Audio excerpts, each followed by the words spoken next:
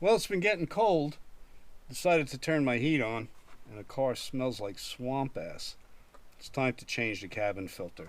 So I went to the store, picked up one of these, and if I could talk him into doing it, I don't have to do it.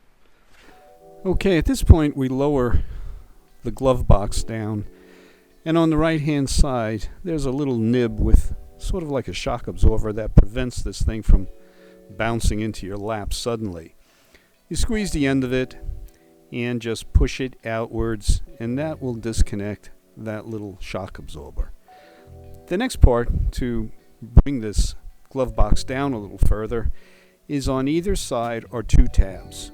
To release those, just press inwards on the side and the box will just lower down all the way.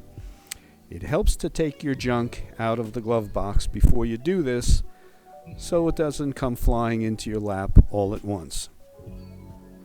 Now we have access to the filter compartment, which is right behind the glove box. There are two tabs. Press them down and pull them slightly forward, and that little door opens and gives us access to the cabin filter. In our case, there was a mouse tail sticking out. We kind of felt we knew where the stink was coming from at this point. So we stopped, got some gloves, and just pulled the ripe mouse out.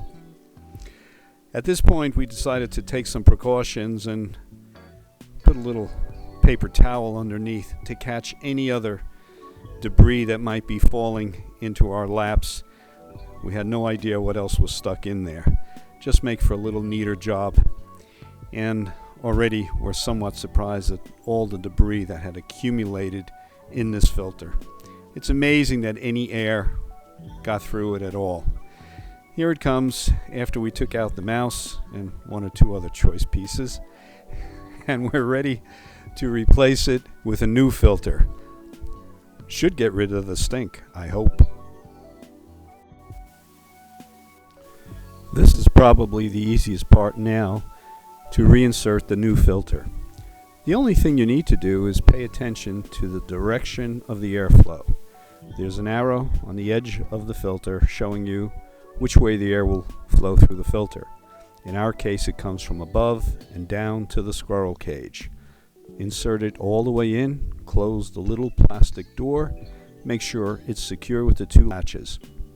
Raise the automatically engage, and you own the part on the right hand side. It just clips right in. Done.